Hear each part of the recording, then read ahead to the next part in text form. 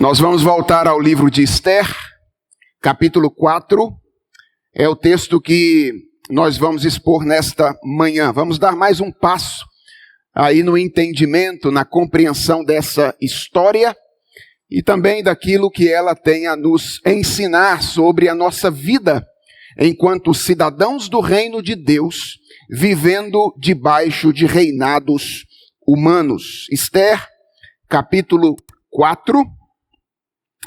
Eu vou fazer a leitura da palavra de Deus, peço a vocês que acompanhem e recebam com fé esta que é a palavra do nosso Senhor. Esther, capítulo 4, o texto diz o seguinte: Quando soube Mordecai tudo quanto se havia passado, rasgou as suas vestes e se cobriu de pano de saco e de cinza, e saindo pela cidade, clamou com grande e amargo clamor, e chegou até à porta do rei, porque ninguém vestido de pano de saco podia entrar pelas portas do rei. Em todas as províncias aonde chegava a palavra do rei e a sua lei, havia entre os judeus grande luto, com jejum e choro e lamentação, e muitos se deitavam em pano de saco e em cinza. Então vieram as servas de Esther e os eunucos, e fizeram-na saber com o que a rainha muito se doeu, e mandou roupas para vestir a Mordecai e tirar-lhe o pano de saco, porém ele não as aceitou. Então Esther chamou a Atá, um dos eunucos do rei, que este lhe dera para a servir, e lhe ordenou que fosse a Mordecai para saber o que era aquilo e o seu motivo. Saiu, pois, Atá à praça da cidade para encontrar-se com Mordecai à porta do rei. Mordecai lhe fez saber tudo quanto lhe tinha sucedido, como também a quantia da prata que Amã prometera pagar aos tesouros do rei pelo aniquilamento dos judeus. Também lhe deu o traslado do decreto escrito que se publicara em Susã para os destruir, para que o mostrasse a Esther e a fizesse saber, a fim de que fosse ter com o rei e lhe pedisse misericórdia e na sua presença lhe suplicasse pelo povo dela. Tornou, pois, Atá e fez saber a Esther as palavras de Mordecai.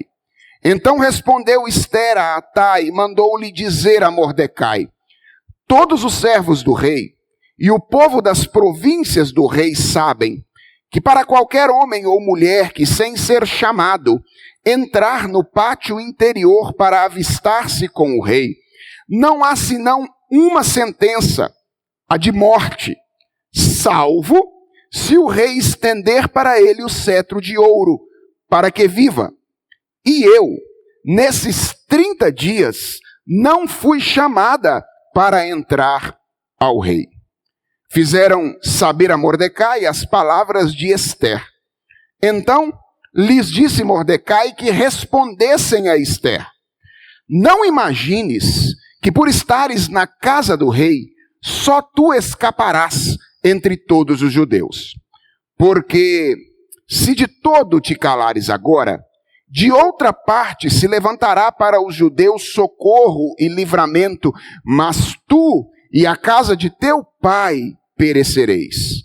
E quem sabe, se para conjuntura como esta é que foste elevada a rainha?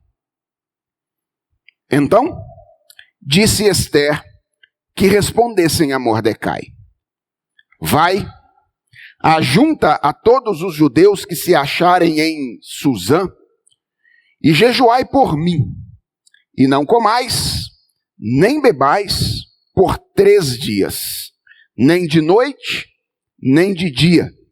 Eu e as minhas servas também jejuaremos. Depois irei ter com o rei, ainda que é contra a lei. Se perecer, pereci. Então se foi Mordecai, e tudo fez, segundo Esther lhe havia ordenado. Vamos falar com Deus em oração? Senhor, nós precisamos ser alimentados pela Tua palavra nesta manhã. Aqui estamos, o Teu povo reunido em torno dela. E cremos completamente na nossa inteira dependência do Senhor, da ação do Teu Espírito Santo na nossa mente e coração, para que compreendamos aquilo que precisamos compreender. Por isso queremos fazer um pedido ao Senhor, antes da exposição da Tua palavra. Fala conosco, Deus. Através do Espírito Santo, no mais profundo do nosso coração, fala conosco e nos dá a graça de ouvirmos a Tua doce voz nesta manhã. É a oração que fazemos em nome de Jesus. Amém. Irmãos, durante a exposição dos 3 primeiros capítulos do livro de Esther, nós já aprendemos algumas coisas importantes a respeito da vida como cidadãos do reino de Deus sob reinados humanos. Uma dessas coisas que eu creio deve ter ficado bem claro ao longo da exposição, ou clara ao longo da exposição dos 3 primeiros capítulos, é que vivendo nessa condição nós enfrentamos muitas tentações. Algumas delas tentações extremamente complexas, difíceis de discernir, e há sempre o risco, por causa da divisão que existe ainda em nosso coração, de cedermos às pressões que nós sofremos vivendo nessa condição.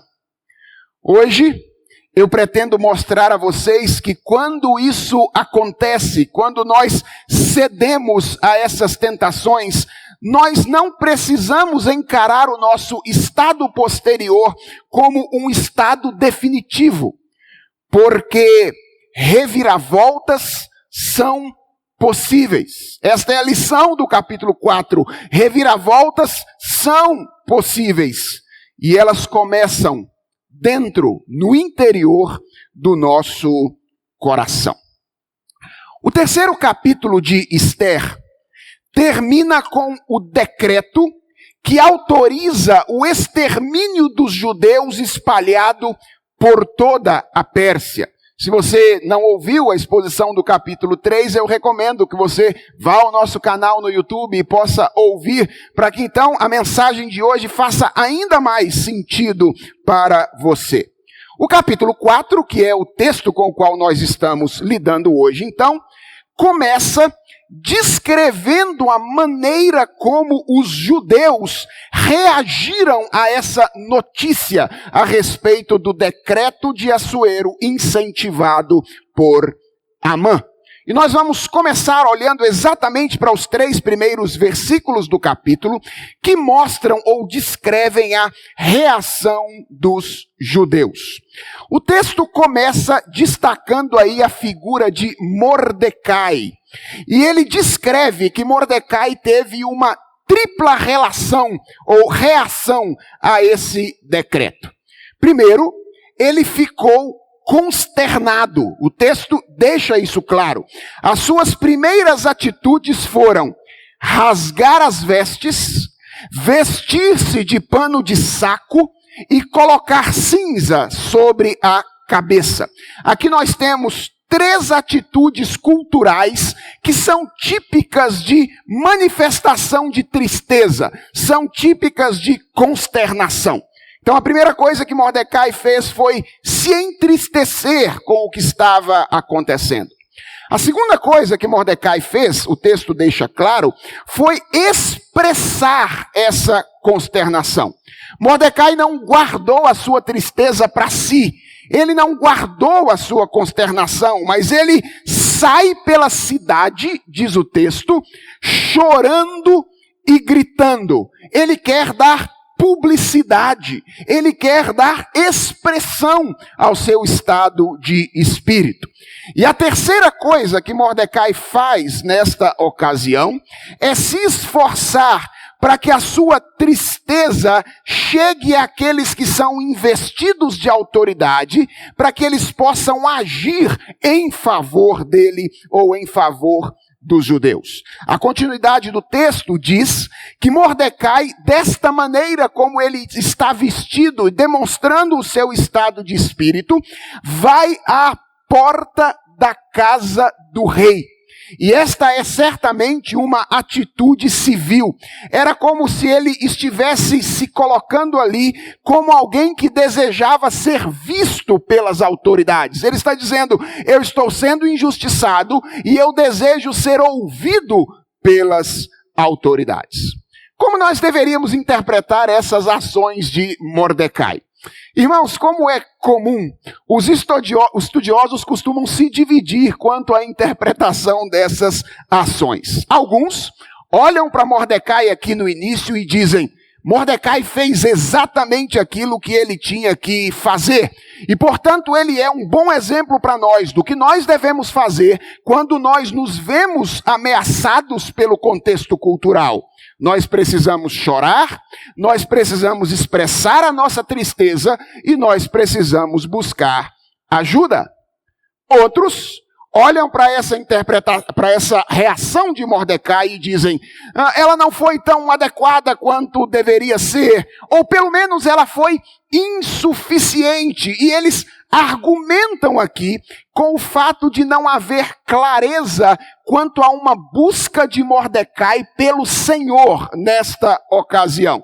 Ou seja, eles dizem, Mordecai se entristece, Mordecai chora, Mordecai vai até o rei, mas não há clareza de que ele tenha parado em algum momento para buscar ao Senhor nesta ocasião. Guarda isso aí na sua cabeça, daqui a pouco eu vou dizer o que penso a respeito de como devemos interpretar estas reações. Mas o texto de Mordecai, em Susã, volta a sua atenção para os judeus que estão espalhados por todo o império da Pérsia nessa ocasião. E o que eu quero que você perceba, isto é importantíssimo, é que a reação do povo é muito semelhante à reação de Mordecai.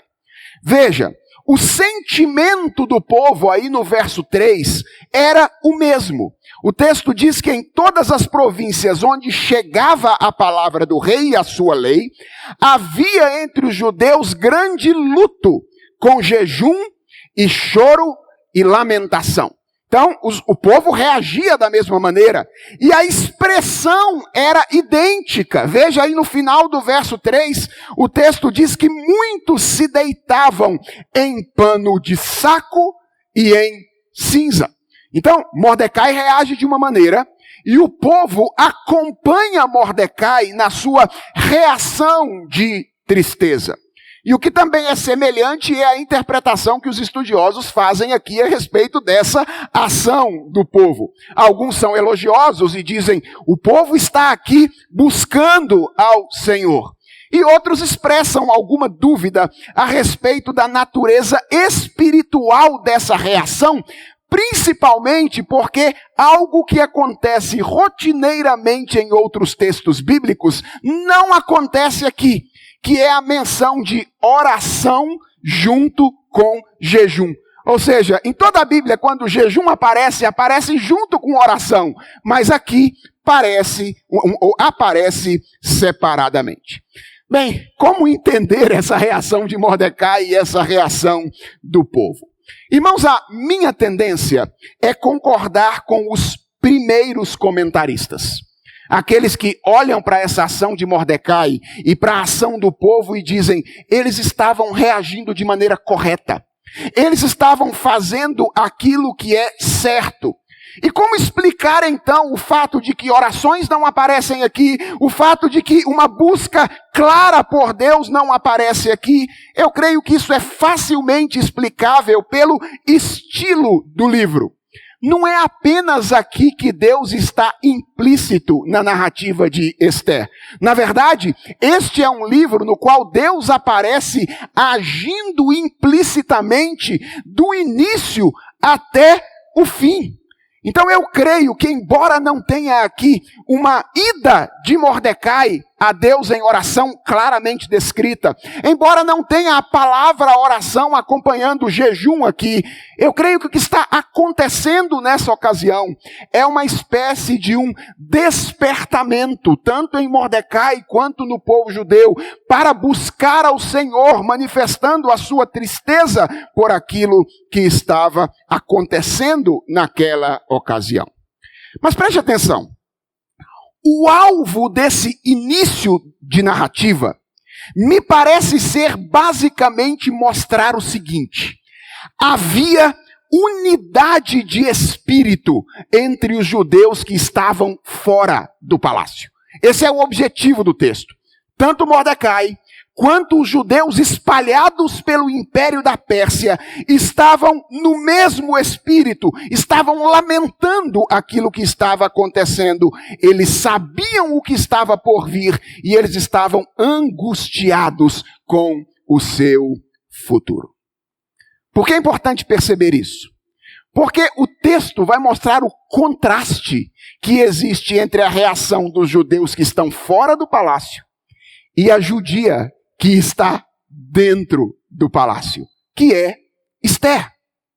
Vamos dar uma olhada na reação dela a partir do verso 4 até o verso de número 8.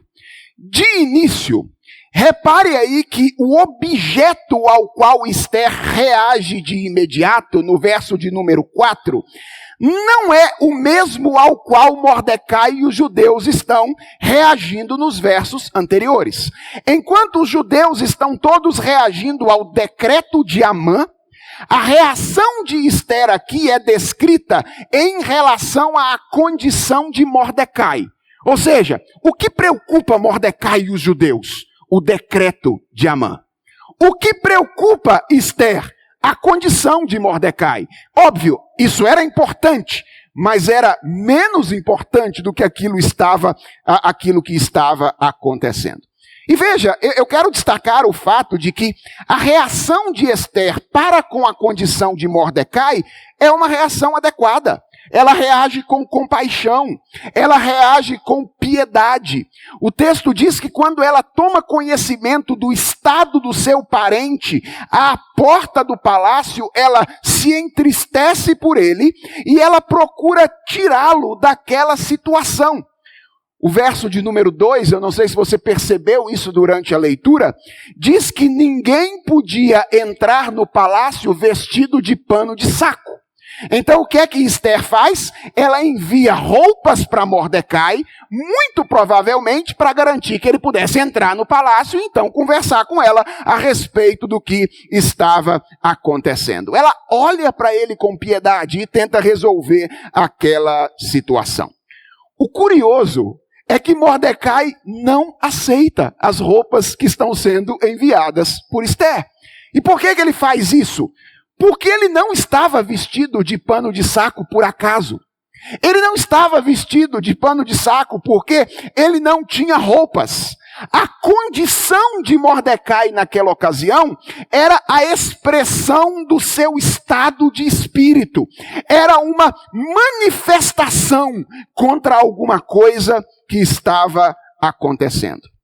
E, irmãos, é aqui, quando nós chegamos no verso 5 do capítulo 4, que nós somos tomados de perplexidade, quando Esther chama um dos eunucos que a servia, e então o envia a Mordecai, presta atenção no que diz o narrador do texto, para saber o que era aquilo e qual era o seu motivo.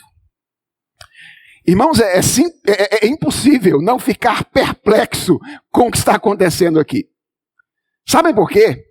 Porque isso significa, em primeiro lugar, que embora Esther estivesse vivendo no centro do poder, ela estava completamente alienada daquilo que estava acontecendo ao seu redor. Um decreto contra o povo judeu havia saído do palácio com autorização do seu marido, mas ela simplesmente o desconhecia. Ela não sabia o que estava acontecendo. E talvez isso mostre algo pior, que Esther estava aos poucos se distanciando da comunidade da aliança, aos poucos se distanciando da comunidade da fé. Era o seu povo que estava sendo perseguido. Nos lugares mais distantes do império, todos os judeus estavam lamentando, mas ela, dentro do palácio, não tinha a ideia do que estava acontecendo. Talvez você esteja se perguntando, por que Esther não sabia o que estava acontecendo lá? Bem, as razões podem ser várias. Talvez ela não tivesse muito tempo em meio à rotina de tratamentos de beleza para saber o que estava acontecendo com os outros. Ou pode ser que notícias ruins, tal como o pano de saco, não podiam entrar no palácio. Aquele lugar era um lugar meio de conto de fadas. Só notícias boas chegavam àquele lugar. Sem contar que Esther tinha sido muito bem sucedida em esconder a sua identidade judaica. Por que alguém se preocuparia em contar para Esther o que estava acontecendo com um povo com o qual ela não havia se relacionado de maneira direta? As razões são várias, ou podem ser várias, mas independente de qual tenha sido a razão, o que o texto nos mostra no começo é que havia um contraste entre os judeus que estavam fora do palácio e Esther dentro dele. E isso, meus irmãos, nos ensina algo a respeito do que acontece conosco quando nós nos identificamos com os reinos desse mundo. Nós nos distanciamos aos poucos do povo de Deus e nós ficamos desatualizados a respeito dos interesses de Deus no mundo. Isso é o que acontece conosco quando a gente não firma o pé na nossa identidade diante do mundo. Aos poucos os interesses de Deus vão perdendo a importância para nós e os nossos interesses são colocados no seu lugar. E não fosse a graça de Deus, nós terminaríamos sozinhos, porque os reinos deste mundo também não nos aceitam em pedaços. Eles nos querem por inteiro. Então eles nos usam enquanto nós somos úteis. Mas eles nos descartam quando nós já não temos muito a oferecer. Mas o texto diz que a ignorância de Esther não durou muito tempo. Ele diz que ela envia um desses servos a Mordecai para saber o que estava acontecendo. E veja o contraste aqui entre o judeu de fora e a judia de dentro. Mordecai é absolutamente bem informado. Porque ele, verso 7, na primeira parte, ele conta para o emissário de Esther o que havia acontecido. Ele dá detalhes na segunda parte, ele diz qual era o valor que Amã tinha prometido dar aos cofres do rei.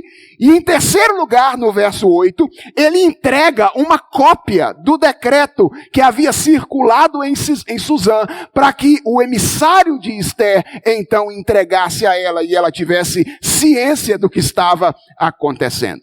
Mordecai era um homem bem informado. Aliás, lembre-se que ele já tinha salvado a vida de Assuero uma vez, porque ele tinha informação antecedente a respeito daquilo que estavam tramando contra o rei.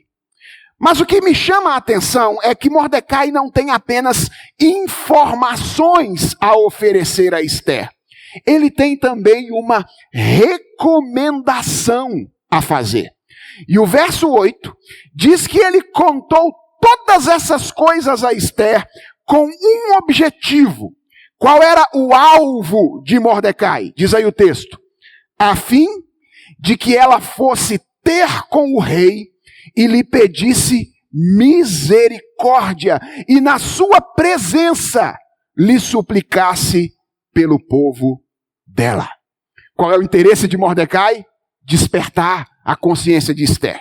Ele quer chamar a atenção de Esther para a necessidade dela interceder pelo povo.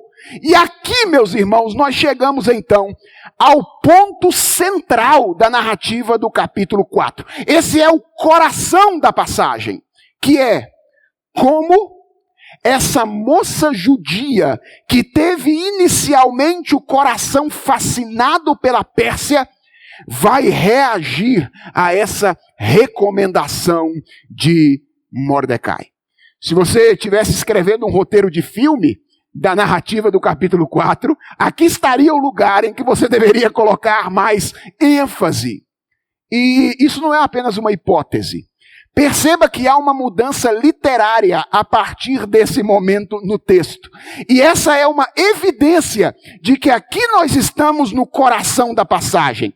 Até aqui, tudo é descrito na terceira pessoa. Você percebeu isso? O narrador, ele pega as palavras que foram ditas, coloca nas palavras dele e então transmite às pessoas em suas palavras. Isso é o que ele faz até o verso 8. A partir do verso 8, ele vai começar a colocar as palavras na boca das personagens. Ele vai literalizar as falas, mostrando para nós, olha, aqui está a questão para a qual você deve ter a sua atenção voltada. Ou seja, a partir daqui, o diálogo de Mordecai e de Esther começa a ser apresentado na primeira pessoa e com nota de rodapé, ok? Se ele estivesse escrevendo ali o seu trabalho. Então essa é a nossa pergunta fundamental hoje. Como Esther reage à recomendação de Mordecai? E o texto mostra de início que Esther reluta em atender a essa recomendação. E vejam que antes de acusá-la, ela oferece duas razões bem plausíveis para isso, não é? Há duas razões bem plausíveis. Uma razão é uma razão legal. Na Pérsia, existia uma lei que proibia qualquer pessoa de ter com o rei sem autorização prévia. Ela era uma lei abrangente, que incluía até mesmo a rainha, e a pena para o descumprimento dessa lei era simples. Qual era? A morte. Ou seja, entrou na presença do rei sem ser chamado, morreu. A menos que o rei esteja de bom humor, estenda o cetro para o invasor e lhe conceda graça e misericórdia. Então, Esther apresenta essa razão a Mordecai. Todo mundo sabe disso, Mordecai, de que existe uma lei como essa. E a segunda razão é uma razão situacional. Tinha mais de um mês que Esther não era chamada à presença de Assuero. Irmãos, essa informação é muito interessante. Nós não sabemos exatamente quanto tempo já havia se passado entre a escolha de Esther como rainha e essa ocasião. Mas essas palavras revelam que Assuero já tinha se cansado dela. A beleza de Esther já não chamava tanta atenção de Assuero como havia chamado antes. Havia 30 dias que Assuero não convidava Esther para ter com ele. E certamente ele não estava dormindo sozinho em todas essas ocasiões. Ele tinha o harém no qual ele buscava as mulheres que mais lhe interessavam. Então, de início, é o que Esther diz a Mordecai aqui. Mordecai, a lei não permite e a situação não recomenda que eu vá ter com o rei de surpresa. Ela reluta em atender a recomendação de Mordecai, que recebe essas informações e então encaminha para Esther uma resposta que é composta de 3 coisas. A primeira delas, uma ameaça. Aí no verso de número 13, ele diz a ela: não imagines que por estares na casa do rei, só tu escaparás dentre todos os judeus. A primeira coisa que Mordecai quer fazer é dar um choque de realidade em Esther. Ele quer que ela se lembre da crueldade do império, a respeito da qual nós falamos aqui quando expusemos o capítulo 1. E ele quer que ela não se mantenha iludida a respeito da sua situação. Não acredite nas benesses do império, é o que diz Mordecai a Esther. Não acredite que você ficará livre porque você está circulando pelos corredores do palácio. Quando eles descobrirem a sua nacionalidade, então tenha certeza, você também será executada. Você está lidando com um império que parece bonzinho, mas no final das contas é cruel. Depois, a mensagem enviada por Mordecai contém uma demonstração de confiança seguida por uma nova ameaça. Mais uma vez, Mordecai coloca uma ameaça ali. Ele diz no verso 14, na primeira parte: se de todo te calares agora, de outra parte se levantará para os judeus socorro e livramento. Mas você e a casa de teu pai perecereis. O que Mordecai está dizendo a Esther aqui? Ele está dizendo: Esther, o povo judeu não será exterminado. E a pergunta é, como é que esse homem sabia disso? Eu creio que esse é o primeiro momento em que a teologia de Mordecai está vindo à tona de maneira muito clara ao longo da narrativa de Esther. Ele tinha uma boa teologia. Ele conhecia a doutrina da soberania de Deus. Ele sabia e está trazendo à memória as promessas feitas pelo Senhor no passado ao seu povo. É a teologia dele guiando a maneira como ele interpreta a realidade. Mas ele quer que Esther saiba que ela não tem muita escolha. Ela havia sido colocada em uma encruzilhada em que a fidelidade dela estava sendo exigida e precisava ser demonstrada. Ela precisava escolher entre ter problemas com Assuero ou ter problemas com Deus. Essa era a escolha de Esther no meio dessa encruzilhada. Ou ela tinha problemas com a Pérsia, ou agora ela tinha problemas com Deus. E Mordecai termina essa mensagem, que começa como uma ameaça, passa por uma demonstração de confiança, seguida de uma ameaça, com um questionamento reflexivo em tom de ameaça de novo. Ele diz: e quem sabe se para conjuntura como essa é que foste elevada a rainha? Novamente, a teologia de Mordecai domina a reflexão dele aqui. E o que ele está dizendo a Esther é: você acha que você foi colocada aí por acaso? Você acha que você chegou nesta posição sozinha? Sim, você pode ter chegado a esta posição por caminhos algumas vezes tortuosos. Mas isso não significa que a mão de Deus não estava por trás das circunstâncias, guiando as coisas e colocando você onde você está. Mordecai sabia disso. Ele cria na doutrina da providência e ele quer que Esther saiba disso. Isso não aconteceu por acaso. Há uma finalidade por trás de todas as coisas que nós experimentamos na realidade, que inclui os lugares que Deus nos permite ocupar ao longo da nossa existência. E aqui, meus irmãos, Mordecai está funcionando como um verdadeiro tipo de Cristo, como o profeta verdadeiro, como o maravilhoso conselheiro. E através da palavra certa, dita na hora certa, da maneira correta, ele convence a Esther de que ela não podia mais viver nas sombras da intersecção entre dois mundos. Ela precisava escolher.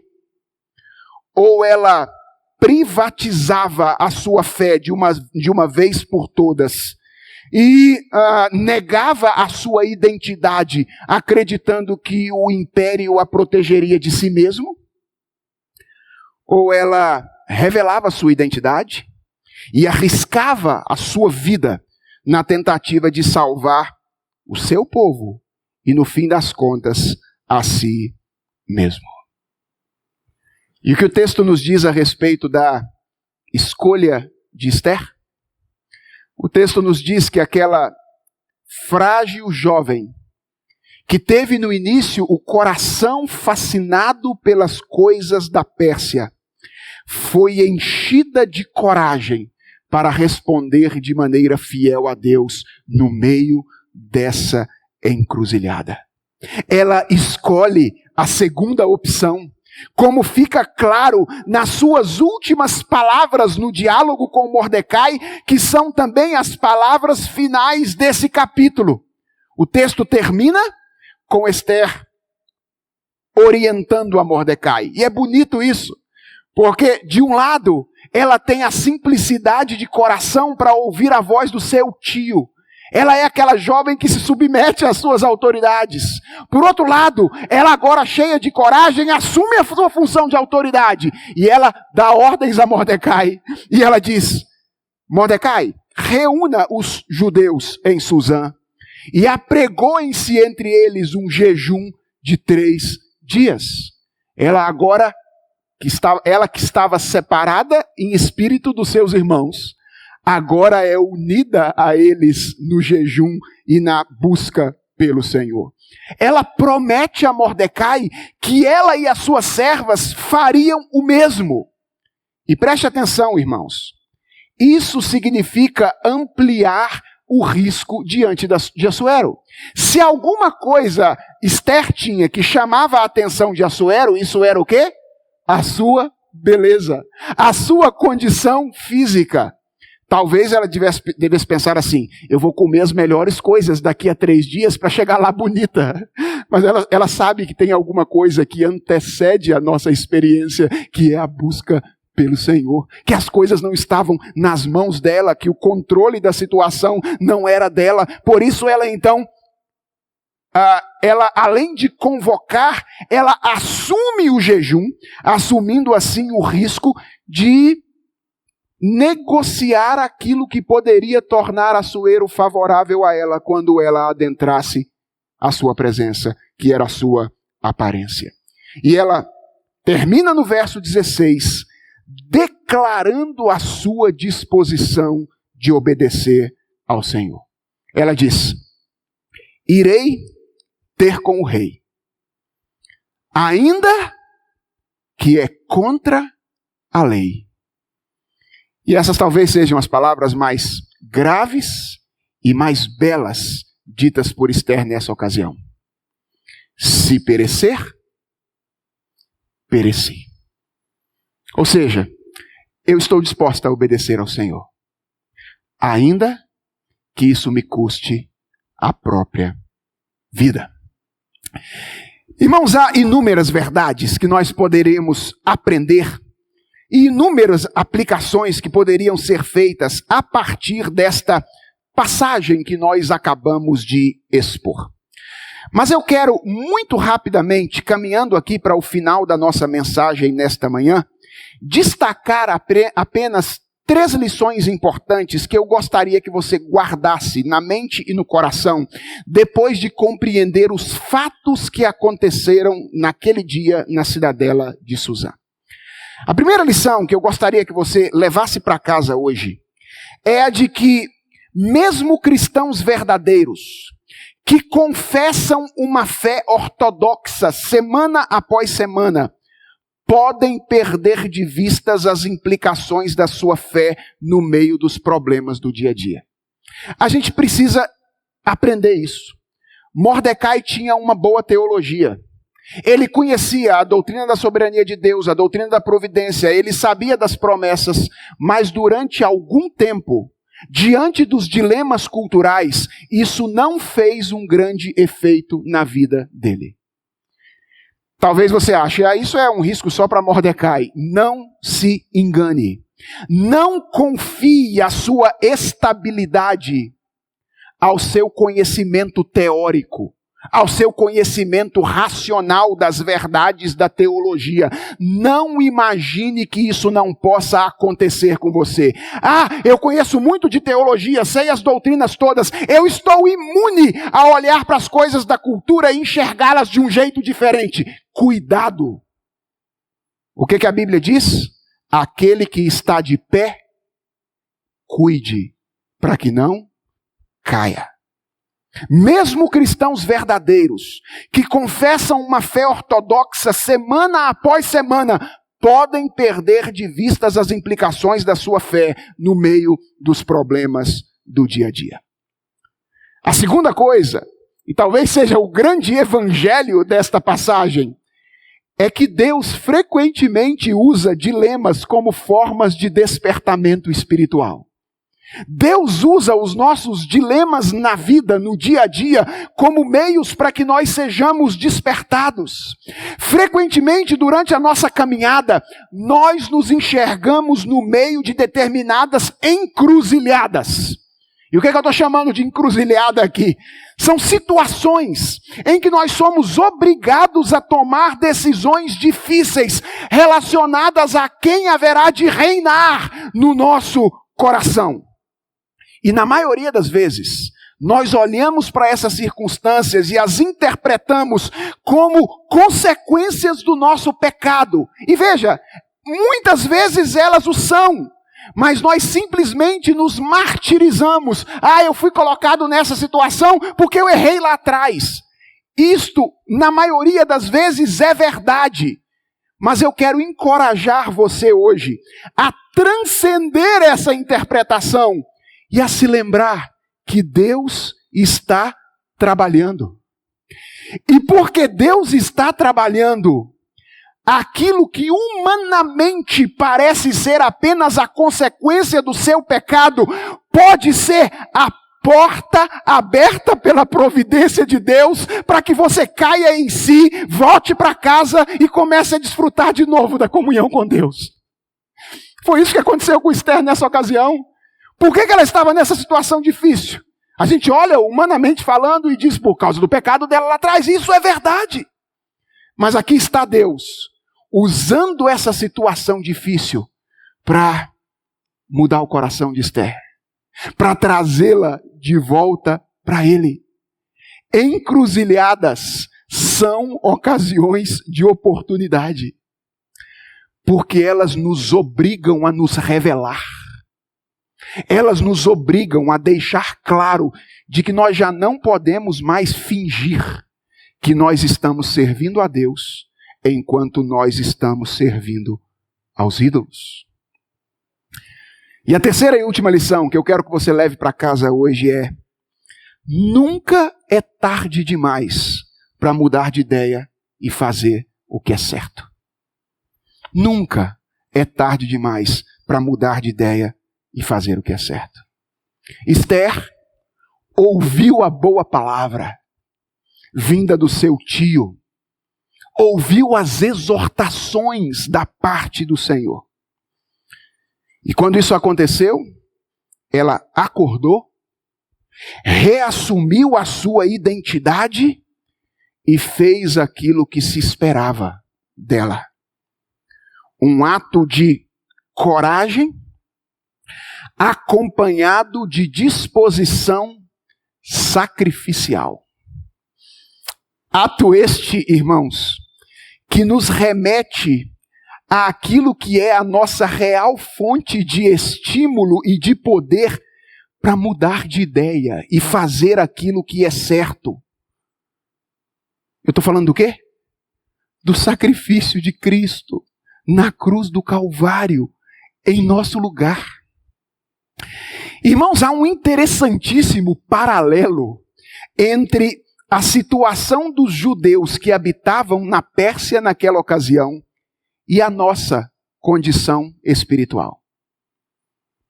Pararam para pensar nisso? Nós também tínhamos uma sentença de morte promulgada contra nós. E como eles, nós não tínhamos acesso ao trono para clamar por misericórdia. Nós precisávamos de um mediador, de alguém que intercedesse por nós diante do rei. E o que a Escritura nos diz? Que um mediador nos foi dado. Não um mediador imperfeito, que reluta no começo, depois muda de ideia no final, como a que foi dada aos judeus nesta ocasião. O nosso mediador é um mediador perfeito. Ele não relutou. Desde o início se identificou conosco, assumiu forma de servo e viveu como um de nós.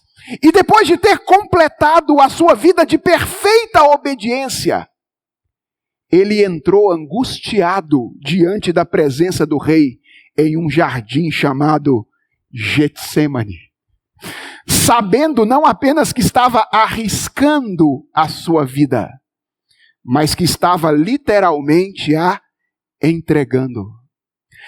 Para Esther, perecer era uma possibilidade, que aliás nem se concretizou. Para Jesus, era uma certeza. E ele não voltou atrás. Ele foi ultrajado, ele foi cuspido, ele foi ferido, e ele foi morto. Ele sofreu o inferno em nosso lugar, mas ressuscitou ao terceiro dia. E depois de alguns dias, entrou na presença do Pai de novo, onde ele está até agora, fazendo o quê?